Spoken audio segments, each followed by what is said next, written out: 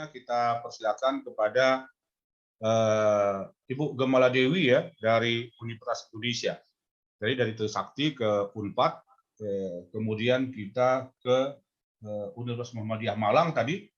Berikutnya kita ke Fakultas Hukum Universitas Indonesia, yaitu Ibu Dr. Gemala Dewi, MCL, yang akan membahas perspektif ilmu hukum tentang kejahatan mafia tanah di Indonesia, serta solusinya. Kepada Ibu Gemala Dewi, kami persilakan dengan segala hormat. Bismillahirrahmanirrahim. Assalamualaikum warahmatullahi wabarakatuh. Yang terhormat Menteri Menko Polhukam Republik Indonesia, Baris Krim Polri, Kementerian ATR, BPN, Jaksa Agung, DPR RI. Yang saya hormati. Bismillahirrahmanirrahim. Assalamualaikum warahmatullahi wabarakatuh. Alhamdulillah, wassalatu wassalamu ala rasulillah. Pagi hari ini saya dimintakan untuk memberikan bahasan tentang perspektif hukum Islam tentang kejahatan mafia tanah di Indonesia serta solusinya berdasarkan hukum Islam. Pada prinsipnya, filosofi kepemilikan tanah dalam hukum Islam, tanah itu merupakan bagian dari bumi ciptaan Allah, ya, untuk memenuhi kebutuhan hidup manusia.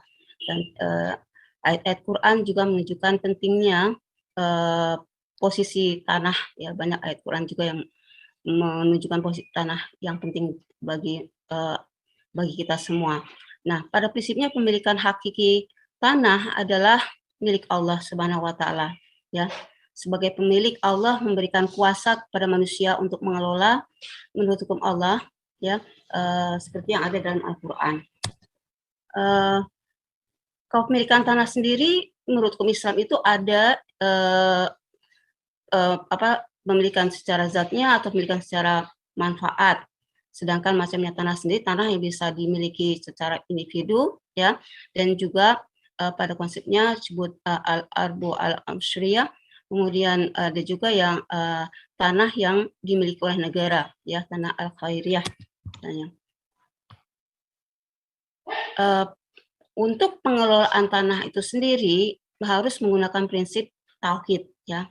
Konsep tauhid ini dalam segala aktivitas ekonomi dalam pengelolaan tanah, bahwa seluruh aktivitas ekonomi tidak terlepas dari nilai-nilai ketuhanan, dan seluruh aktivitas ekonomi tidak terlepas dari nilai-nilai kemanusiaan. Dan dalam melakukan, ya, usaha perekonomian tersebut harus dipertimbangkan asas kemaslahatan pribadi dan kemaslahatan masyarakat. Di Indonesia, pengaturan tentang tanah ini sangat luas sekali, ya, diatur melalui tata ruang dan berupa lahan tanah yang bisa dikuasai oleh individu maupun kawasan hutan. Kawasan hutan ini juga penting, ya, dan semua diatur melalui peraturan perundang-undangan. Nah, khususnya tentang hutan, penggunaan kawasan hutan ini diatur dalam Undang-Undang Nomor 2 Tahun 2012 bahwa bisa dimiliki pelepasan hutan, kawasan hutan itu dimiliki oleh pemerintah ataupun boleh oleh secara pinjam pakai kawasan hutan itu untuk swasta. Nah, tujuannya kalaupun diberikan oleh swasta adalah untuk mengatur penggunaan sebagian kawasan hutan untuk kepentingan pembangunan di luar kepentingan kehutanan tanpa mengubah fungsi hutan kawasan hutan dengan mempertimbangkan batasan luas jangka waktu tertentu serta kelestarian lingkungan, itu yang paling penting. Nah, sejak beberapa dekade terakhir ini, hutan alam di Indonesia mengalami deforestasi yang sangat serius dan menurut kondisinya baik dari segi kuantitas maupun kualitasnya. Ya, Teguh Marung, Ketua Forest Watch Indonesia tahun 2019 mengatakan bahwa dahulu Indonesia adalah paru-paru dunia, sedangkan kini tiap menitnya Indonesia kehilangan hutan seluas 3 kali lapangan bola.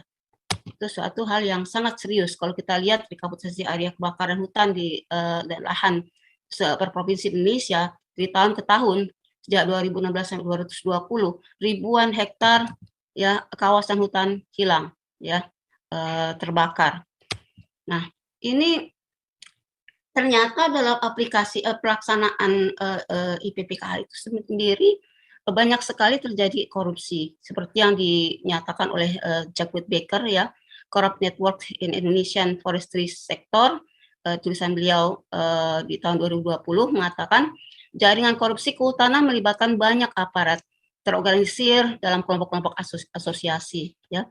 Aparat negara memegang kendali monopoli atas sumber daya utama, tetapi jaringan ini didominasi oleh pelaku kehutanan sektor swasta yang perannya perlu dipahami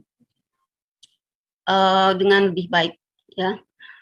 Penyidik anti korupsi Indonesia dengan tepat menargetkan pelaku utama korupsi. Namun analisis jaringan sosial sebagai salah satu alat dalam memerangi korupsi hutan menyoroti pentingnya banyak enabler dari kegiatan korup yang biasanya lolos dari penuntutan.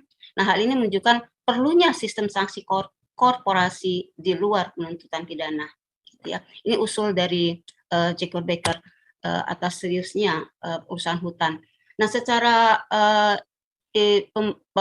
penggunaan individu ya secara umum juga terjadi banyak kasus. Misalnya ada kasus di PT Wonorejo ini dari Bapak Agustianto ya, kasusnya menggambarkan adanya peralihan tanah ya, yang dari kasus tersebut solusi hukum sangat ya diperlukan ya, dengan tanpa ya dengan asumsi tanpa ada RUPS perubahan direksi ya kepada yang menguasai perusahaan menguasai, tidak pernah ada penjualan saham atau penerbitan saham terhadap PT BDI yang jadi yang masalah tadi ya, tidak pernah ada pengalihan nama debitur tapi ternyata sudah beralih ke pemilik yang lain yaitu PT EG ya.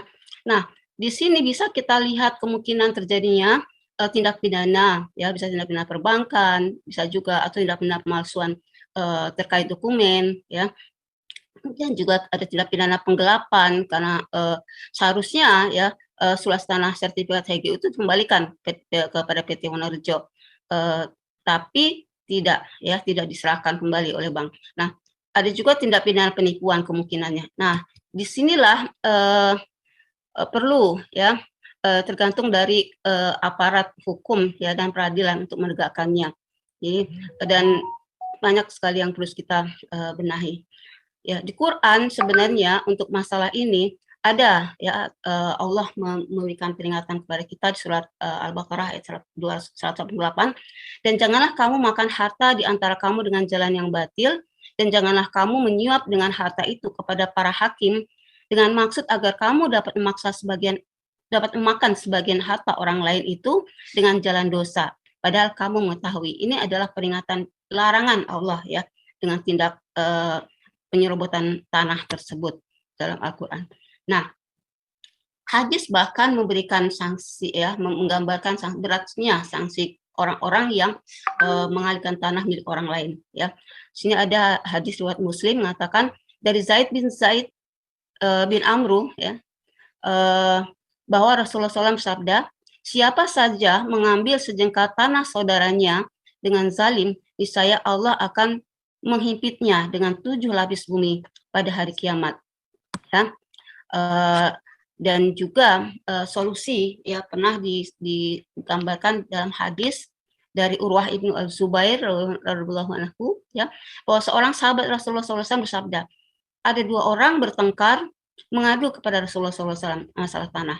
Ya, salah seorang di antara mereka telah menanam pohon kurma di atas tanah milik orang lain, ya, di atas tanah yang lain. Lalu Rasulullah SAW memutuskan tanah tetap menjadi milik yang punya tanah dan menyuruh pemilik pohon kurma, ya, yang mengokupasi tadi untuk mencabut pohon kurmanya. Dan beliau bersabda, akar yang zalim tidak punya hak. Nah, ini contoh dalam hukum Islam. Baik, demikian presentasi saya ya. Semoga ada hikmah yang bisa bermanfaat bagi penyelesaian permasalahan kasus mafia tanah tersebut. Terima kasih. Assalamualaikum warahmatullahi wabarakatuh.